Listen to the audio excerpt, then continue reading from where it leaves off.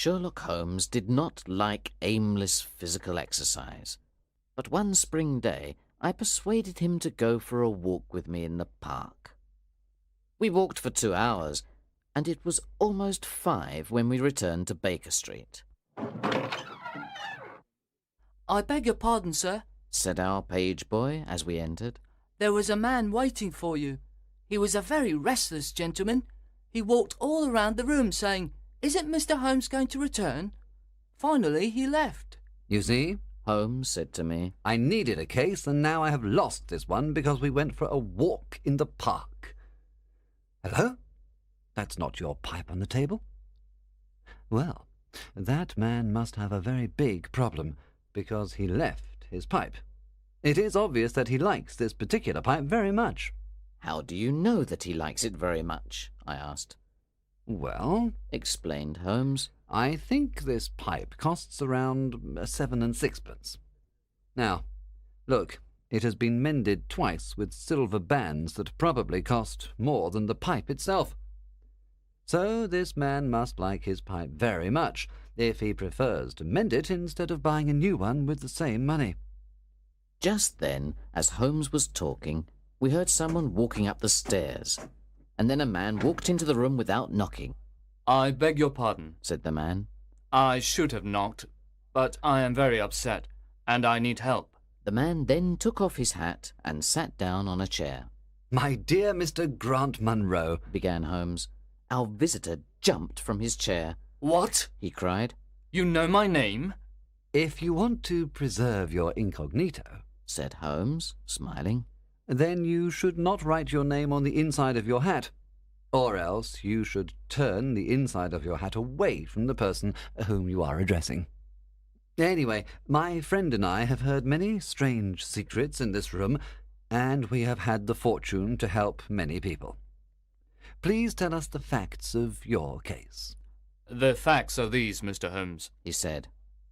"I have been married for 3 years, and my wife and I were very happy until last Monday. Suddenly, a barrier appeared between us, and she has become like a stranger to me. I want to know why. But, Mr. Holmes, I am sure that my wife loves me." "Please let me have the facts, Mr. Munro," said Holmes with some impatience. "Effie, my wife, was a young widow, only 25 years old when I met her. Her name then was Mrs. Hebron. She went to America when she was very young and lived in the town of Atlanta, where she married a man called Hebron, who was a lawyer. They had one child, but there was a yellow fever epidemic there, and both her husband and child died of it. I have seen his death certificate. After this tragedy, she decided to leave America and come back to England to live with her aunt. I should also mention that her husband left her a large amount of money. This money was invested, and she can live very well with the income from it. She met me after 6 months in England. We fell in love with each other, and we married a few weeks afterwards. I am a hop merchant, and I too have a good income. We rented a nice house in the country near Norbury. There is an inn and 2 houses near our house, and a single cottage across the field in front of our house. Until this recent incident, my wife and I lived very happily there. There is one more thing I should tell you. When we married, my wife put all her money in my name. I did not think this was a good idea, but she insisted. Well, about 6 weeks ago, she came and asked me for some. "Jack," she said, "when you took my money, you said that if I ever wanted some, I should just ask you." "Certainly," I said. "It's your money. How much do you want?" £100, she said. "What for?" I asked, very surprised by the large amount.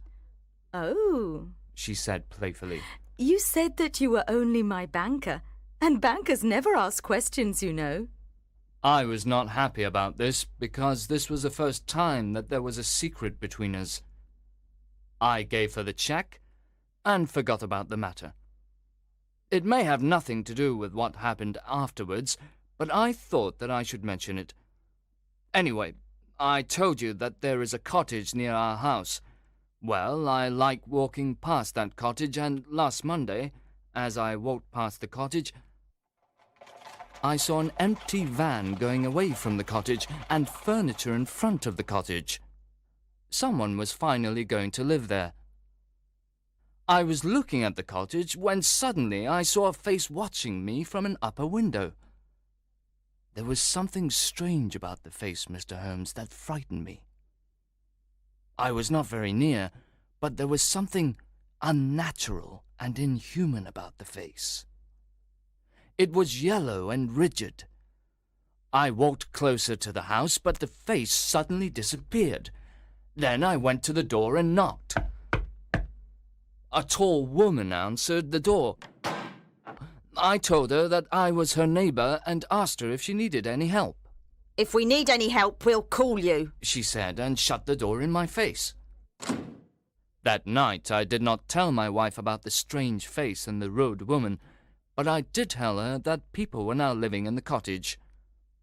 That same night, something strange happened. In the middle of the night, when I was not completely asleep, I became aware that my wife was dressed and was leaving the room. She looked very frightened and nervous.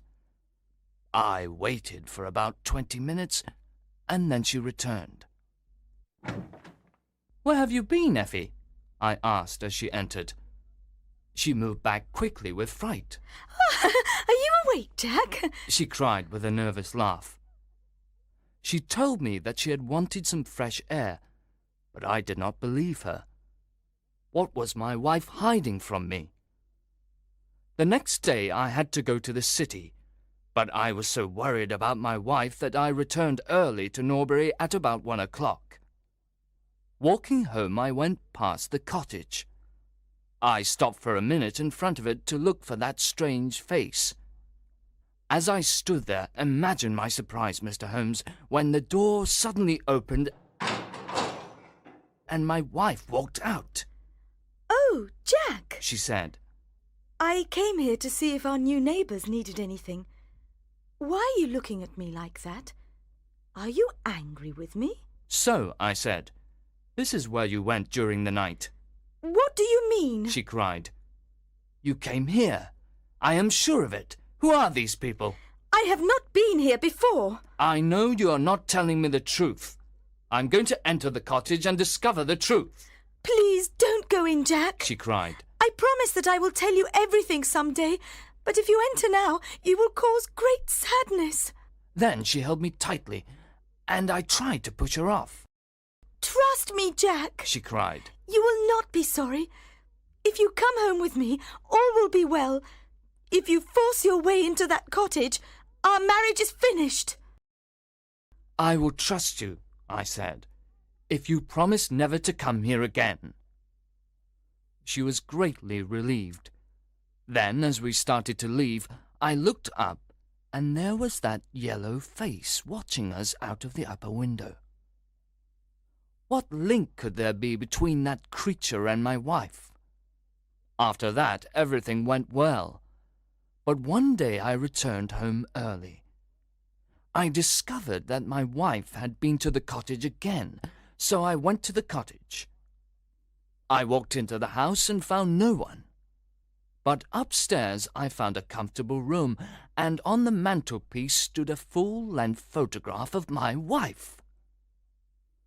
I am sure that our maid had warned them that I was arriving, and they all went away. That is why I didn't find anyone there.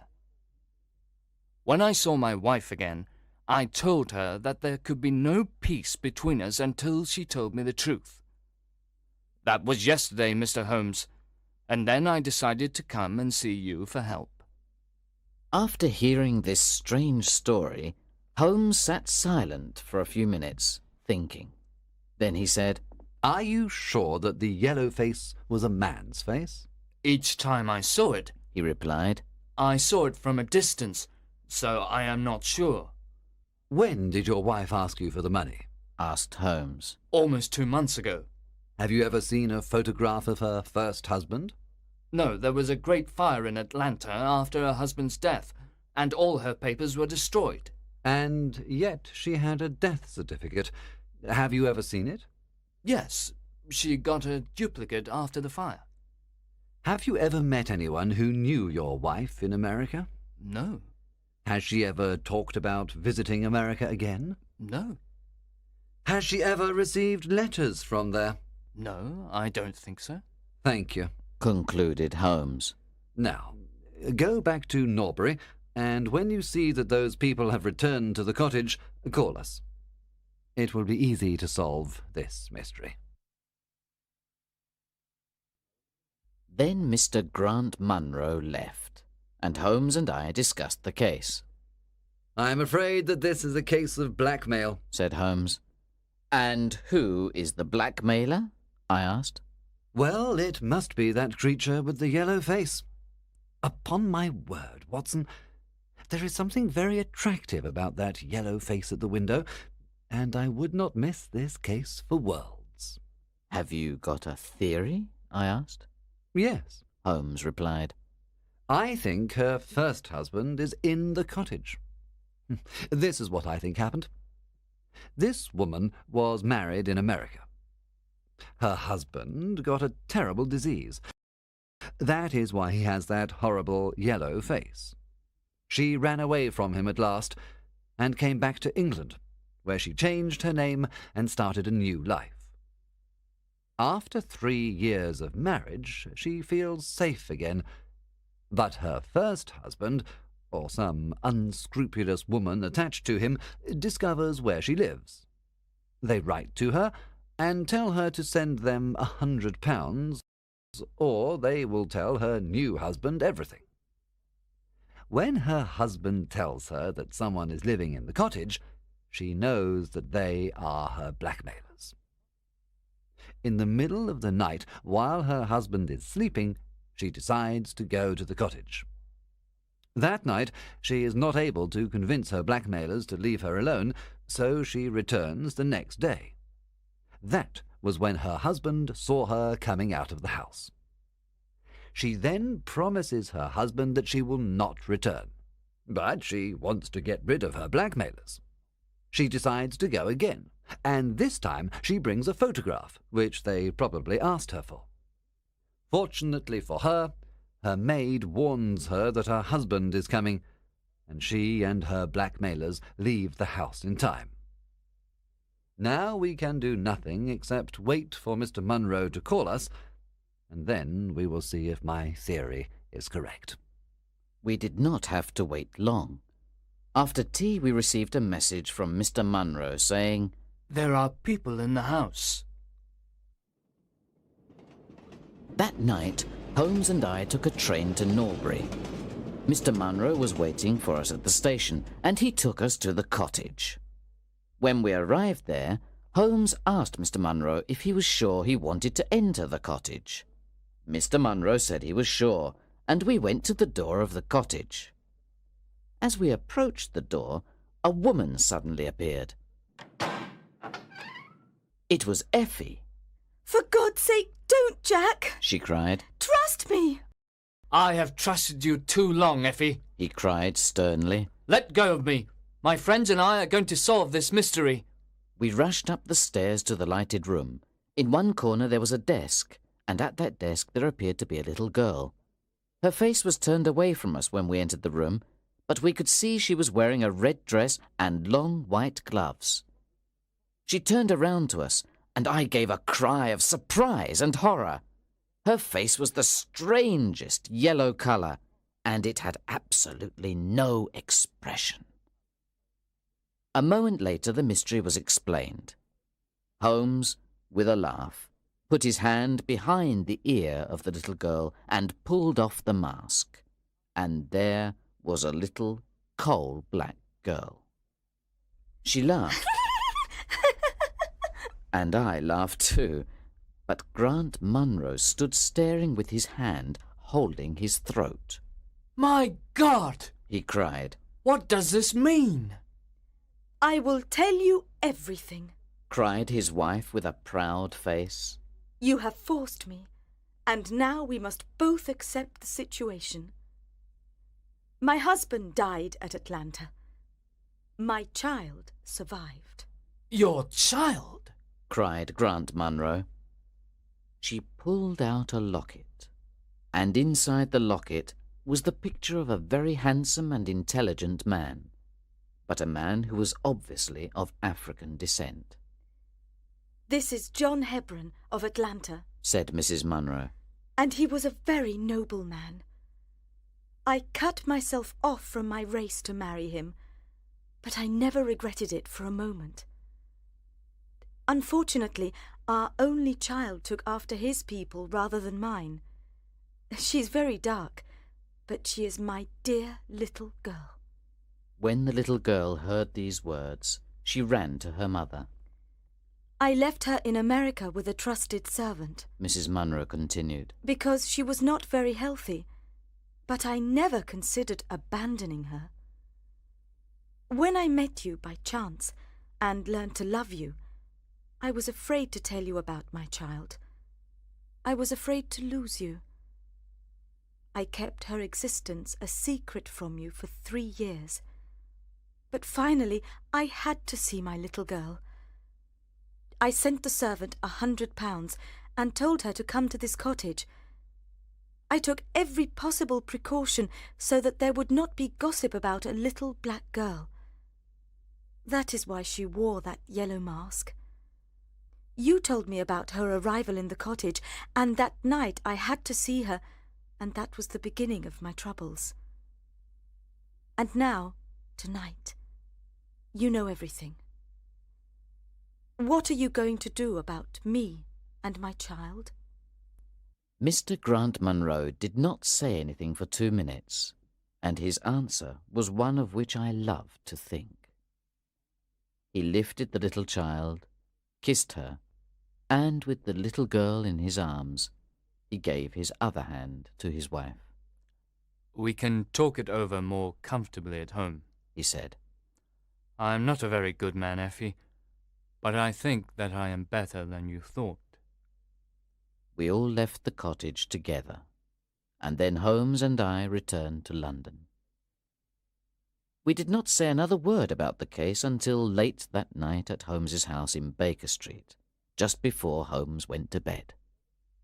Watson, he said, if you should ever think that I am becoming too confident in my powers, or that I am not working hard enough on a particular case, please whisper Norbury in my ear, and I will be infinitely obliged to you.